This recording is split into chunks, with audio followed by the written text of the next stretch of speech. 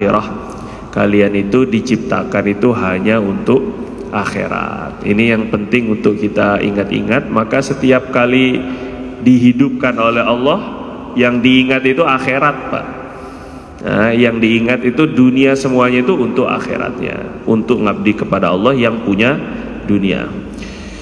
Kita sambung kajian kita terakhir adalah mengenai zikir-zikir, bacaan-bacaan. Karena zikir itu nggak ada batasnya. Wala taniya fi dzikri. Nabi Musa sama Nabi Harun itu untuk dakwah, bisa dakwah kepada Fir'aun, bekalnya tuh bukan duit, Pak. Bekalnya juga bukan kekuatan otot gitu, bukan. Bekalnya bukan pasukan yang banyak, bukan. Bekalnya bukan harta yang melimpah, pangkat yang tinggi, bukan. Tapi dibekali oleh Allah SWT untuk menghadapi Fir'aun, Haman, Qarun. Wala taniya fi dzikri. Jangan pernah berhenti zikir. Itu bekalnya itu. Jadi kekuatannya Nabi Musa, Nabi Harun itu dan para nabi adalah di dalam zikir. Dan zikir ini nggak ada batasan waktunya. Nah, kalau bapak di dalam WC sekalipun, ibu dalam WC sekalipun, ya tetap zikir. Zikirnya dalam hati. Tetap nggak ada batasnya. Pokoknya sampai mati itu zikir. Semestinya tuh kayak gitu tuh, Pak. Semestinya. Cuma latihannya, Pak, ini latihannya zikir ketika habis sholat, zikir pagi dan petang, zikir-zikir ketika melakukan aktivitas, zikir ketika wudhu, zikir ketika sholat, zikir ketika bangun tidur, mau tidur, masuk kamar mandi, keluar kamar mandi. Itu hanya latihan zikir, Pak. Karena tujuannya awal itu zikir itu wadhkur rabbaka idza nasita. Pokoknya setiap kali kamu lupa, zikir lagi. Maknanya kapan berhentinya? Nggak ada berhentinya zikir itu. Alladzina yadhkurunallaha qiyaman wa qu'udan wa 'ala junubikum wa 'ala junubihim. Yang zikir kepada Allah itu, kata Allah itu zikirnya pokoknya zikron katsira, zikir yang banyak pokoknya. Ketika berdiri ya zikir, ketika duduk ya zikir, ketika berbaring ya zikir. Jadi zikir itu nggak ada habisnya. Cuma ini bedanya nih, Pak. Wih, Pak, wah, ini sholat subuh baru juga sholat ini ya. Udah tenggelam dalam lautan mimpi nih, Pak ya. Nah, ini zikir itu, Pak, beda-beda bentuknya. Jadi ketika kita ini mencari harta yang halal, usaha harta yang halal, itu berarti kita sedang ingat kepada Allah. Nggak mungkin orang nyari yang haram terus dia sambil zikir, itu nggak diterima, nggak ingat sama Allah berarti dia. Ketika Bapak sedang dagang, niatnya itu untuk nyari, saya ini niat untuk nyari nafkah untuk keluarga, untuk diri biar nggak minta-minta. Ya, tujuannya untuk nyari yang halal. Itu bentuk ingat kepada Allah Subhanahu wa taala. Bentuknya tuh dagangnya cari yang halal gitu ya. Kemudian kerja dalam keadaan jujur, nggak nilep duit, secara profesional, amanah, karena ingat sama Allah Subhanahu wa taala. Nah, ini bentuk zikirnya itu ya kerja secara profesional, amanah, itulah bentuk zikirnya. Nah, dia siapa ya? Sambil terus zikir dengan lisan. Ya, jadi idza qudiyatis shalatu fantashiru fil ardi wabtaghu min fadlillah wadhkurullaha katsiran la'allakum tuflihun. Jadi walaupun nyari harta, walaupun nyari karunia Allah, walaupun nyari rezeki, tetap sama Allah tuh jangan lupa zikir. Nanti kalian sukses. Jadi zikir itu nggak pernah berhenti. Nah, sekarang terakhir itu kemarin zikir ketika membasuh tangan. Zikir ketika berkumur-kumur, zikir ketika masukin air ke hidung. Ini udah diamal belum ini, Pak? Ini diamalin apa enggak ini, Pak? Ini ada waktu 2 minggu kalau nggak salah kemarin itu. Ya, semoga diamal lah insyaallah ini ya. Yang lupa, aduh zikirnya apa ini ya? Nah, ini lihat di tayangan selanjutnya itu sebelumnya ini ya kemarin. Sekarang ini pembahasannya babu ma yaqulu ala ightisalihi, bab tentang zikir ketika mandi. Kata Imam Nawawi ini, kemarin wudhu sudah selesai, baik sebelum wudhu itu dengan bismillah, kemudian saat wudhunya itu dengan bacaan doa-doa, setelah wudhunya dengan syahadat, kemudian sekarang waktu mandi. Kalau mandi itu tetap juga zikir, cuma ini senantiasa kita ulang-ulang. Kalau bapak mandinya di tempat yang enggak ada WC-nya, itu zikirnya pakai lidah.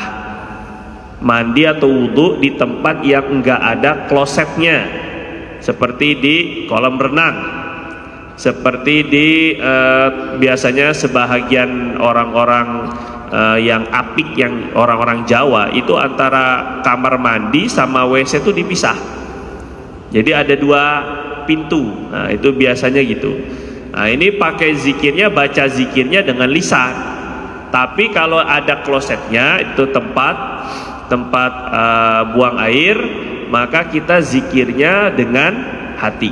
Yang penting zikir. Jelas ya Pak ya? Terus sekarang bacaan ketika mandi, yustahabu jami'u ma dzakarnahu fil mutawaddi min at-tasmiyati wa ghairiha wala farqa fi dzalika bainal junubi wal haidhi wa ghairihima. Intinya kata beliau, dianjurkan, disunnahkan justru zikir-zikir ketika wudhu dan setelah wudhu itu juga dibaca ketika mandi. Nah, ini mandi ini bahagian daripada bersuci. Mandi ini bahagian daripada persiapan ketemu Allah, itu sebenarnya begitu Pak. Mandi ini adalah permisalan sholat. Nabi SAW bilang mathalu sholawatil khamsi, sholat 5 waktu itu kama thali nahrin yajri ala babi ahadikum, nahrin ghamrin yajri ala babi ahadikum yaghtasilu fihi kulla yawmin 5 marrat ayabqa min daranihi syai'. Nabi bilang sholat 5 waktu itu seperti sungai yang mengalir yang dalam, ada di depan pintu rumah kalian. Ia mandi di dalam sungai yang dalam dan deras itu, yang dalam dan ngalir itu 5 kali sehari. Mandinya itu 5 kali sehari. Kira-kira dakinya itu masih ada apa enggak orang kalau mandi 5 kali sehari Pak? Sahabat bilang, oh enggak Rasul, enggak mungkin ada dakinya orang mandi 5 kali sehari kok. Jangankan kok pakai sabun, pakai air aja 5 kali sehari enggak ada sisa kotoran, apalagi kalau pakai sabun. Hari ini kita tambah sabun, tambah sampo, tambah facial wash, tambah sikat gigi, dan tambah macam-macam. 5 kali sehari pasti bersih. Begitu pula orang yang sholat 5 waktu, nanti pulang kepada Allah dalam keadaan bersih insyaallah. Ngerti Pak ya? Nah jadi mandi itu perumpamaan sholat. Nah sekarang kita ketika junub, ketika selesai daripada haid, ketika selesai daripada nifas ibu-ibunya, ketika habis melahirkan, yang walaupun ketika melahirkan tidak ada darah sedikit pun, kalaulah tidak ada darah sedikit pun nifas yang keluar, tetap diwajibkan mandi. Padahal yang satu itu yang aktif, tapi yang suruh basah semuanya. Yang bawah itulah yang bermain, tapi ternyata yang suruh mandi dari ujung kepala sampai ujung kaki, bahagian zohir tubuh semuanya wajib dibasahi. Sampai ada Nabi itu bilang, kalau ada man taroka maudhi'a lum'atin minal janabah fa'alallahu bihi kada wa kada minal azab. Siapa yang tidak membasuh sedikit aja daripada bahagian badannya yang junub, yang ketinggalan sedikit bahagian badannya tidak terkena air mandi wajib. Mungkin karena ada cat, mungkin karena ada nih kuku, biasanya kuku yang ada item-itemnya di bawah kuku itu, terus kemudian menghalang air masuk ke dalamnya, itu membuat mandi junubnya tidak sah, ataupun juga dengan rambutnya ibu-ibu yang disanggul kemudian tidak masuk airnya ke dalam, itu Nabi bilang Allah akan mengazab dia begini itu Allah azab dia karena mandi junubnya. Dalam riwayat Nabi SAW itu menyebutkan rukun Islam yang 5, kemudian ditambah dengan wa ghuslul janabah. Setelah Nabi sebutkan haji, Nabi tambahkan dan mandi junub. Jadi sekecil mandi junub ternyata direntetkan, disenaraikan, dimasukkan itu dalam daftar dengan bersamaan dengan rukun Islam. Ini sepenting itu, Pak. Karena ternyata banyak kaum muslimin, apalagi yang jauh daripada ilmu agama, itu nggak ngerti mandi itu, Pak. Saya waktu beberapa tahun lalu ada ikut kajian lah, namanya Maulana Harun. Ustadz Maulana Harun ini, Kiai Harun ini dari Bandung. Beliau dakwah ke Sulawesi. Ketika dakwah tabligh, ketika di atas kapal itu beliau ceramah bayan. Waktu diceramah, ilhamnya itu entah Allah Subhanahu wa taala berikan ilham untuk salah satunya menyentuh mengenai masalah mandi junub, mandi janabah di atas kapal. Setelah selesai bayan, setelah selesai ceramah, beliau balik masuk ke dalam kamar. Tiba-tiba ada seorang kakek-kakek yang salam, terus kemudian nangis terima kasih karena baru tahu, dia kakek-kakek ini, Pak, baru tahu wajib mandi, tata cara mandi wajib. Nggak ngerti ini. Akhirnya beliau waktu pergi ke Sulawesi itu dakwah, ada pondok, datang ke pondok, beliau buat jauh lah. Kalau dalam jamaah kita ada datang ke silaturahim ke tetangga-tetangga masjid. Nah, ketika jauhlah, terus kemudian terkumpullah, ketika itu beliau bilang, seingat saya 80 orang, bapak-bapak, 80 orang terkumpul, terus kemudian buat bayan, buat ceramah. Ketika ceramah pun ditanya, ketika karena di kapal teringat dengan kisah si kakek-kakek yang udah punya cucu tapi nggak tahu mandi wajib. Ini akhirnya beliau pun juga salah satu hal yang beliau tanyakan kepada tetangga-tetangga kampung pondok adalah tentang mandi junub. Ternyata dari 80 orang 60-nya nggak ngerti mandi junub. Jadi ini perkara kecil, Pak. Mungkin menurut kita biasa, tapi belum tentu menurut orang-orang yang jauh daripada agama. Gimana sholatnya? Terus gimana Qurannya? Gimana? Oh, ini semuanya gimana ini, Pak? Ini kan perempuan-perempuan itu haid itu bagaimana itu semuanya itu nggak ngerti tentang mandi junub. Orang taunya mandi junub itu sampoan, Pak. Ini banyak ini ya. Ngertinya mandi junub itu yang penting keramas. Ini kan keliru ini kan. Terus gimana kalau nggak ada samponya? Mandi junubnya terus gimana ini kan? Mandi junub itu sebenarnya hanya 3, Pak, rukunnya. 1, apa, Pak? 1, Pak, assalamualaikum. 1, niat. 2, coba jangan-jangan buka lagi Bapak bilang nih kan, itu wudhu, Pak, ini ya. Niat. Yang kedua, bersihkan najis yang ada di badan.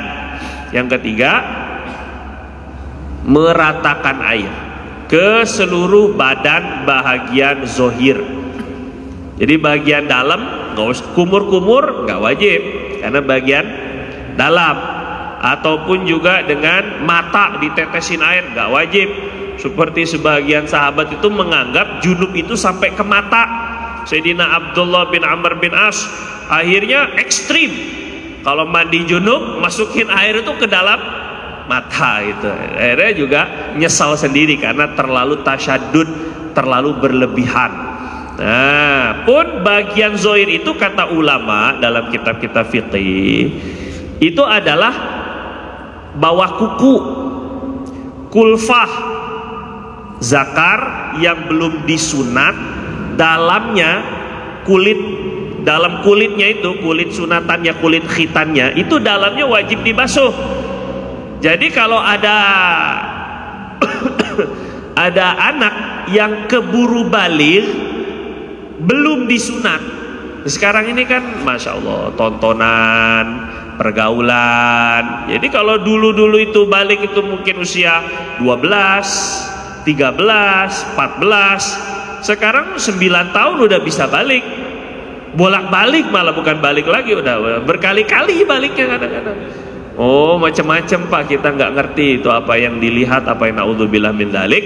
Tapi yang jelas dengan adanya pergaulan yang semacam ini, itu membuat ada anak SD kok bisa memperkosa anak TK, itu dari mana tuh? Ini gimana ya maksudnya? Ini kan hancur ini pemikiran ini. Berarti kan baliknya tuh udah berkali-kali dia. Kalau pertama kali baru balik, nggak mungkin lah sampai dia terpikir memperkosa itu. Allah, udah balik, udah bukan balik lagi ini. Nah, maksud saya ini penting Bapak Ibu ajarkan yang punya anak belum balik, apalagi udah dekat-dekat, jangan nunggu balik baru diajarkan mandi, sholat, bukan. Kasih tahu balik itu apa, kasih tahu tuh bagaimana ta'amul, berinteraksi dengan lawan jenis tuh kayak gimana. Jangan nunggu nanti udah gede baru dia taunya juga dari orang, belum tentu juga taunya dengan cara yang benar. Mendingan Bapak Ibu yang kasih tahu gitu kan. Kelas 2 SD, 3 SD itu udah harus dikasih tahu tuh Pak, tuh udah. Kelas 2 SD sudah 7 tahun. 8 tahun kelas 2 SD. 3 SD sudah 9 tahun, tuh udah dekat-dekat balik tuh Pak. Ini perlu dikasih tahu jadinya ya.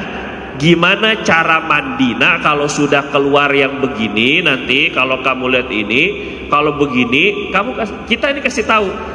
Tapi jangan-jangan bapaknya belum tahu lagi nih kan, gimana ini tanda-tanda balik itu apa aja. Kemudian mandi. Jadi saya ulangi ya, mandi ini penting. Pertama saya niat mandi wajib. Walaupun bapak keramas mandi kembang air 7 kembang 7 rupa ataupun juga dengan sabunan, tapi nggak ada niatnya, ini nggak terangkat junubnya. Hati-hati ini.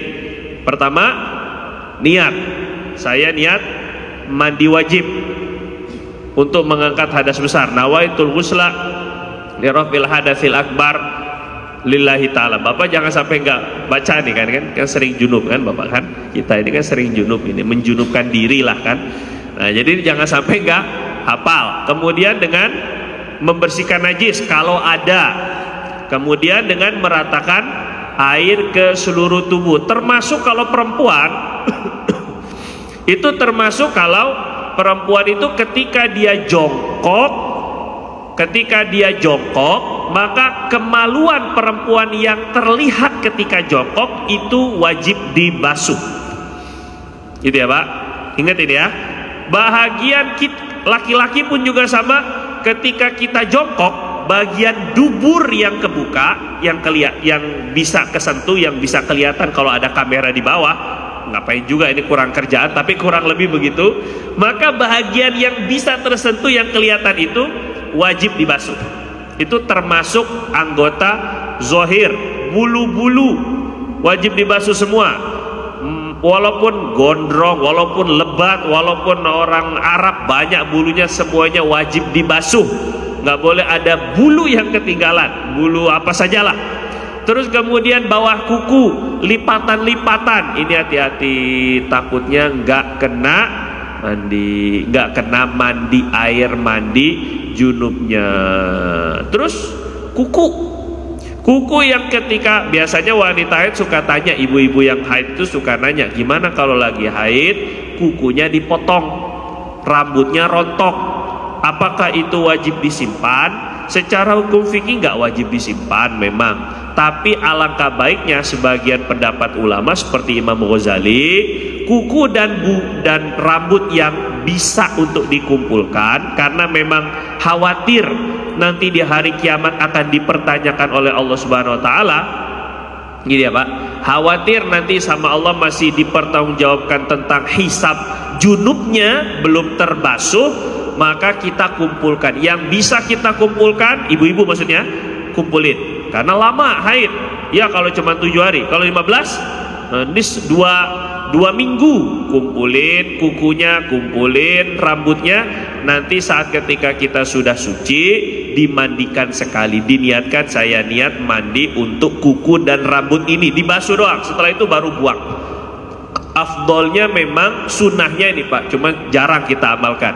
Sunnahnya hasil potongan kuku dan juga hasil rambut itu sebenarnya adalah sunnahnya ditanam.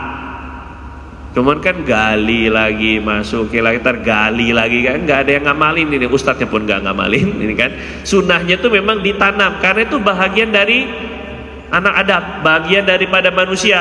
Sebagaimana kalau kita ketemu tangan, tiba-tiba ada tangan kepotong, ketemu di jalan, tangan orang, maka wajib untuk ditanam, wajib dikubur. Begitu pula juga dengan kuku dan rambut, cuma bedanya nggak wajib, sunnahnya dikubur. Kalau nggak dikubur pun buang ke bawah tanah, mungkin dengan saluran air, mungkin dengan selokan, itu pun juga insya Allah lah mirip-mirip dengan menguburkan ke dalam tanah. Nah jadi ini bagian yang perlu diperhatikan saat ketika mandi. Nah ini baru wajib-wajibnya, belum sunnahnya. Sekarang yang disunnahkan diantaranya itu mandi adalah semua zikir-zikir di dalam wudhu itu juga dianjurkan di dalam mandi, karena bahagian sama-sama bersuci.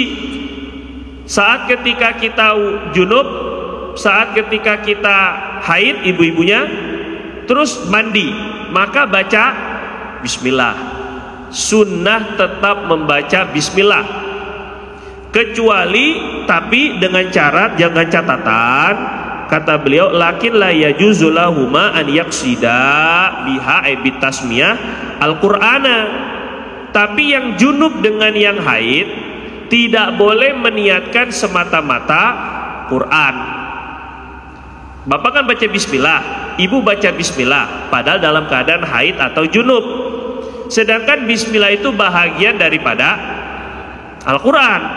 Nah kalau bahagian daripada Al-Quran, orang junub dan haid kan nggak boleh baca Al-Quran. Maka caranya orang yang junub dengan yang haid ketika membaca bismillah untuk sunnah mandi, jangan niatkan untuk membaca Quran, tapi niatnya zikir. Nah ini penting ini. Itu saja yang berbeda. Selainnya sama seperti wudhu. Sunnah-sunnahnya bacaannya saat ketika berkumur-kumur, memang sunnahnya mandi itu didahului wudhu Pak.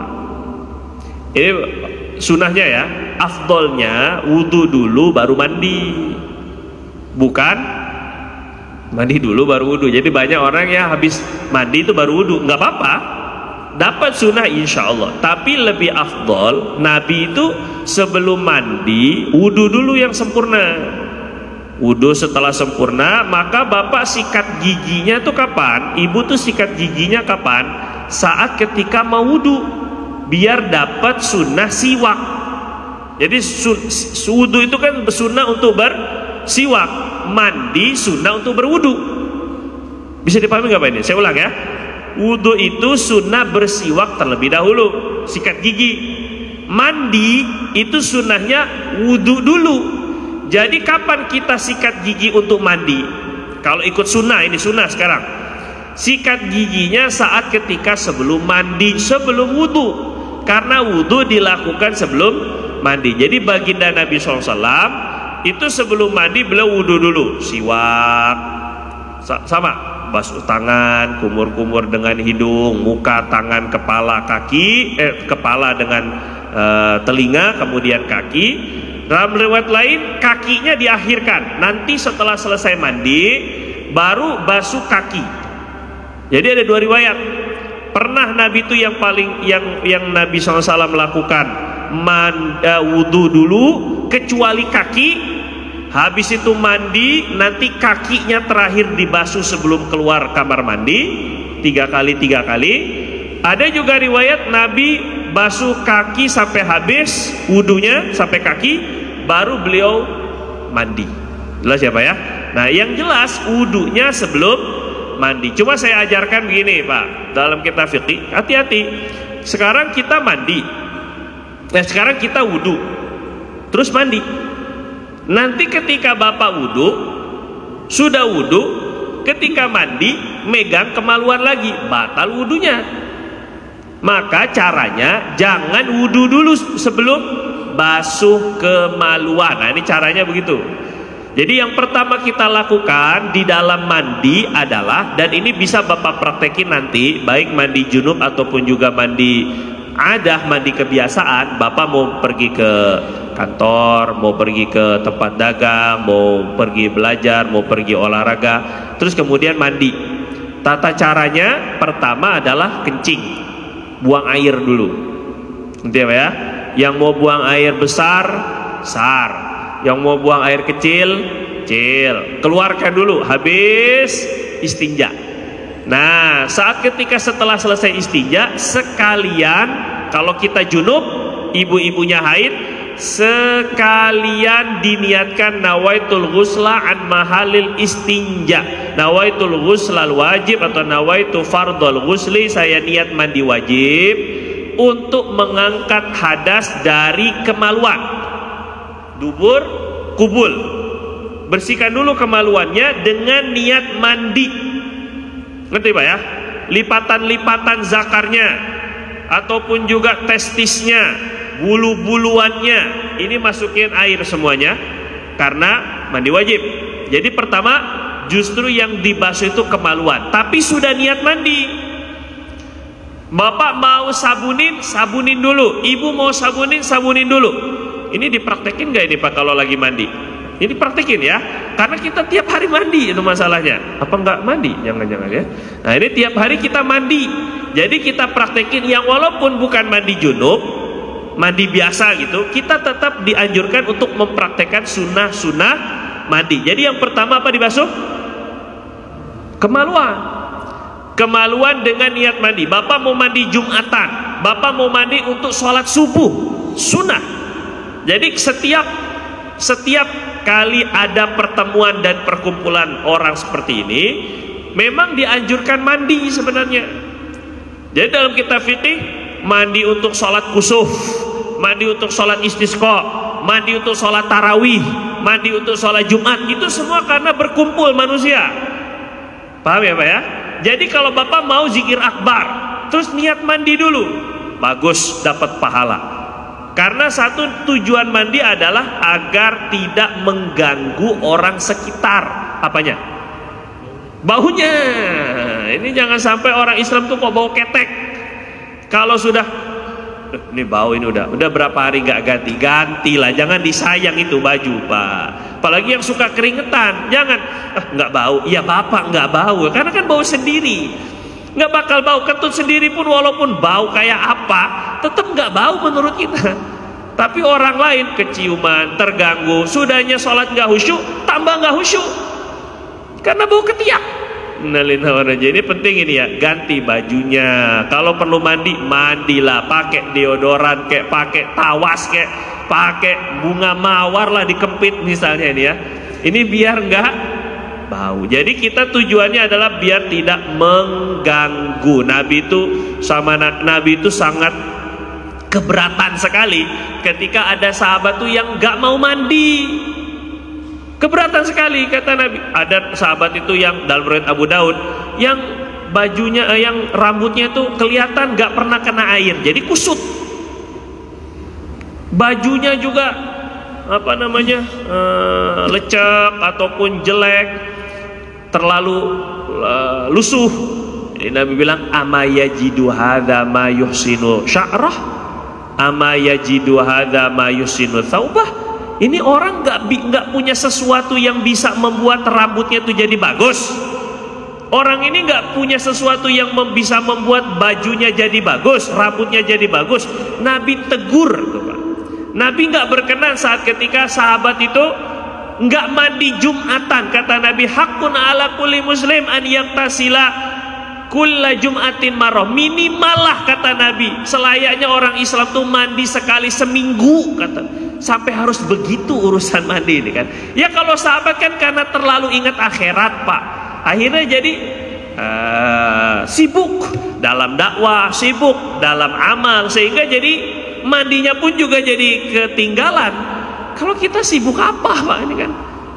Jadi jangan sampai nggak mandi. Terus Nabi juga nggak berkenan ada orang yang bau mulut karena bawang. Kalau dulu, sekarang rokok bau, nggak berkenan Nabi itu di masjid. Kita nggak bicara masalah halal dan haramnya rokok dulu, tapi Nabi di dalam masjid itu nggak berkenan. Sama Nabi udah dibawa sama Nabi, dibawa ke Baki. Nah ini kan orang yang makan bawang mentah terus mulutnya bau dan mengganggu sahabat-sahabat yang lain, sama Nabi itu dikeluarin dari masjid, dibawa ke makam, ke Baki, kan lumayan jauh. Dah, ente di sini aja. Jadi ente di kuburan nggak apa-apa, seolah-olah gitu. Jadi Nabi nggak berkenan tuh. Fala yaqrabanna musallana man akala min hadhi syajarah. Siapa yang makan bawang mentah, bawang putih mentah, ataupun juga makan makanan bau, maka jangan fala yaqrabanna musallana, jangan dekat-dekat dengan tempat sholat kami. Nabi nggak berkenan, Pak, dengan orang-orang yang bau. Nah, kalau memang diri kita ini terkena musibah bau badan, sadarlah. Kadang-kadang kita tuh mau ngasih taunya pun nggak enak, nggak dikasih tahu pun kita pun juga nggak nyaman. Nah, jadi susah, ini serba susah. Sama dengan bau mulut. Apalagi subuh, Pak. La ilaha illallah. Ini subuh ini kan udara masih agak bersih. Terus kita baca Fatihah. Bismillahirrahmanirrahim. Nggak sikat gigi lagi, Pak. Tolong sikat gigi setiap bangun tidur. Nabi itu sikat gigi hatta yusma minhu dalam riwayat hadis Nabi itu kalau sikat gigi sampai keluarlah lendir, itu bikin bau. Kita sekarang ada pasta gigi, pakai pasta giginya, pakai odolnya, nggak masalah. Kita pakai siwak juga, tapi juga pakai pasta gigi juga, karena lebih izalah, lebih menghilangkan kotoran dan bau. Jadi kalau siwak saja itu kadang-kadang masih ada sisa-sisa baunya. Iya kalau siwaknya benar. Dia siwak hanya ujung depan aja kan, Pak. Gerahamnya, gigi bolongnya itu bekas ayam 20 tahun yang lalu masih tersangkut lagi di dalamnya tuh. Itu yang bikin bau. Akhirnya ayam kan, biasanya jelek itu ayam biasanya, Pak, itu kan.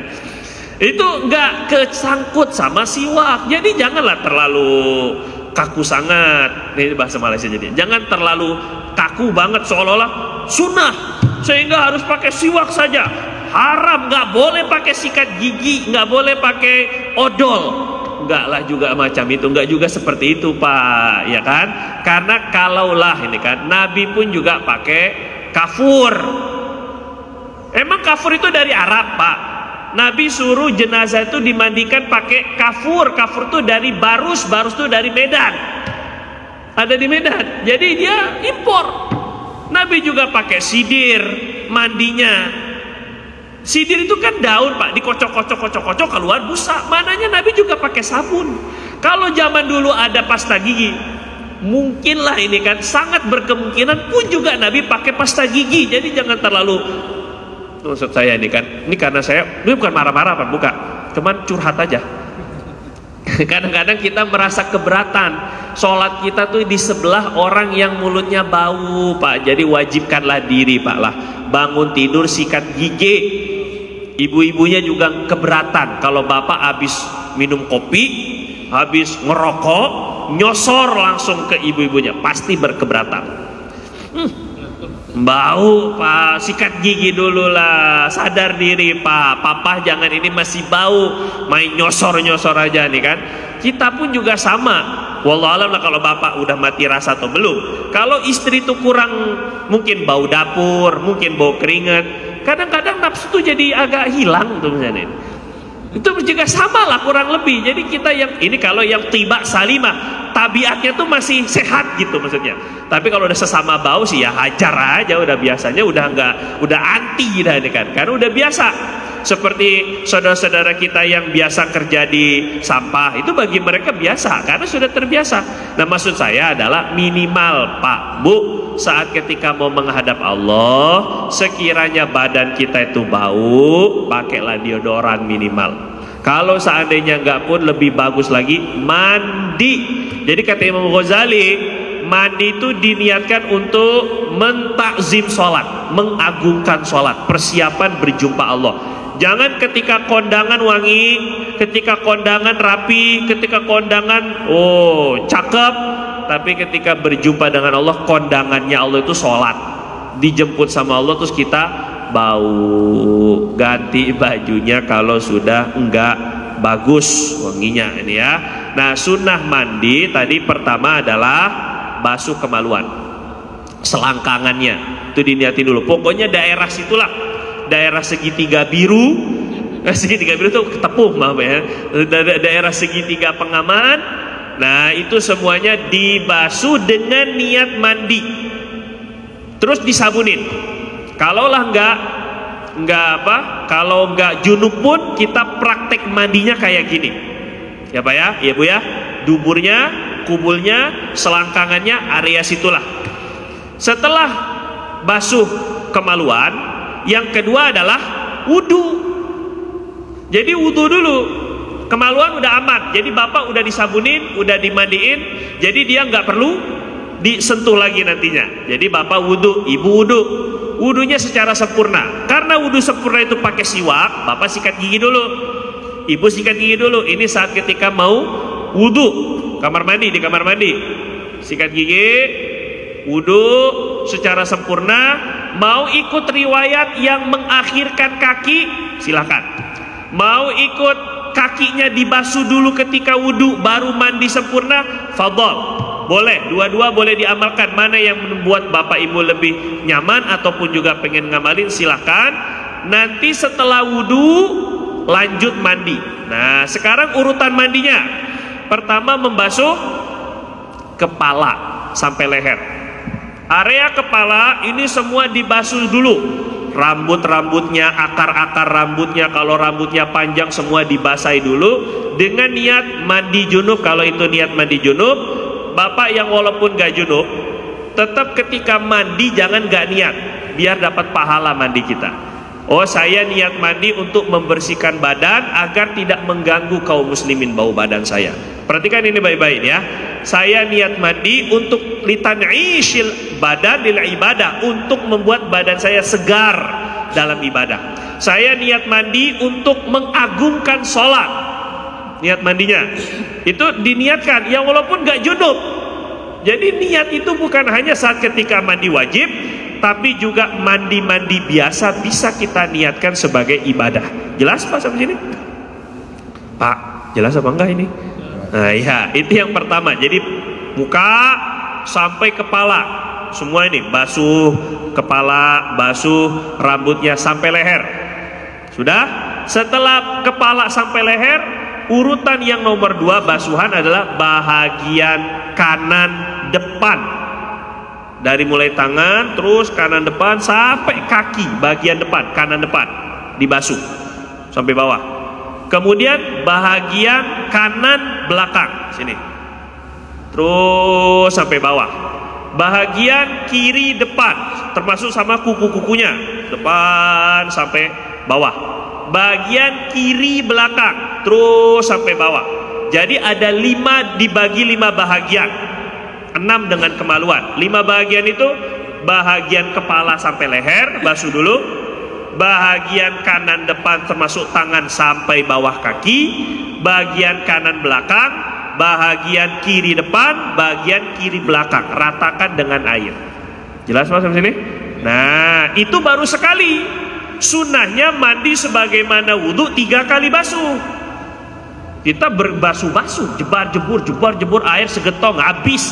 Padahal Nabi itu kalau mandi itu hanya dalam satu sok, kurang lebih dalam sampai 5 mud. Nabi itu mandinya dengan satu sok sampai 5 mud.